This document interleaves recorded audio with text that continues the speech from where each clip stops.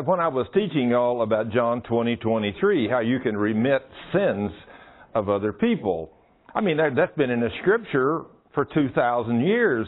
But, most people don't believe that at all. In fact, when I first started teaching that, I know some of y'all go to other churches and in the morning and so forth.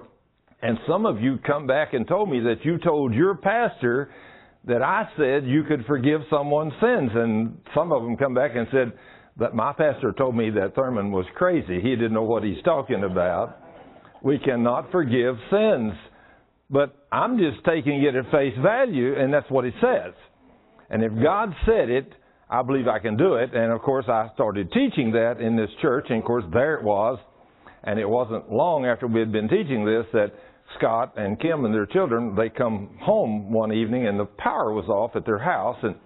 And they called the electrical company, of course, and they said they were going to have a transformer or something bad. And they were trying to fix it, but it would probably be in the middle of the night before they got it back on. So they thought, well, we'll just go to bed, They never thought about praying.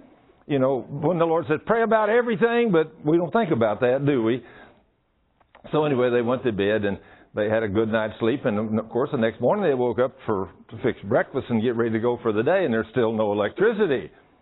And so then they start praying, And so when they start praying, the Lord speaks to Kim and tells her to remit the sins of this block.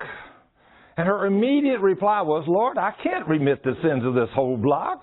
Then she thought, I just learned I can. And so she said, Lord, I'm so sorry, forgive me. She said, Lord, I remit the sins of this block. And how long did it take the power to come back on? Just as soon as you did that, the power came back on. Isn't that amazing? Amen. That you stood in the gap and you remitted the sins of your block. Evidently, somebody's sin was keeping the power from coming back on. Yeah, or whatever it was. But it was amazing, wasn't it, Scott? When this happens, doesn't it kind of just shake you for a second, huh? He thought his wife had lost it, huh? Isn't it amazing that when we do it God's way, what He does, and He's made so many wonderful promises in this Word.